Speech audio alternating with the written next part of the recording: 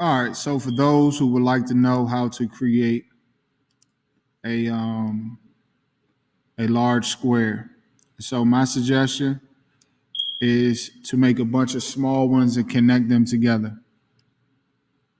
And so once I do that, copy, paste, copy, paste, boom.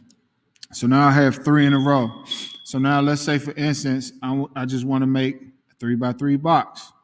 So notice how the red lines are kind of helping me guide them. So they're making sure they're all in one space, right?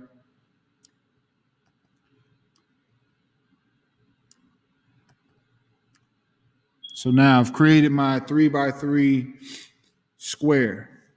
So if I want to group them, I just highlight all of them, right click, go to group, and hit group. What that's going to do is, as I move them, they now move as one. So no matter how small, how wide, how large I make them, they now all move as one unit. So if I want to make them small enough to fit on that one page, I can.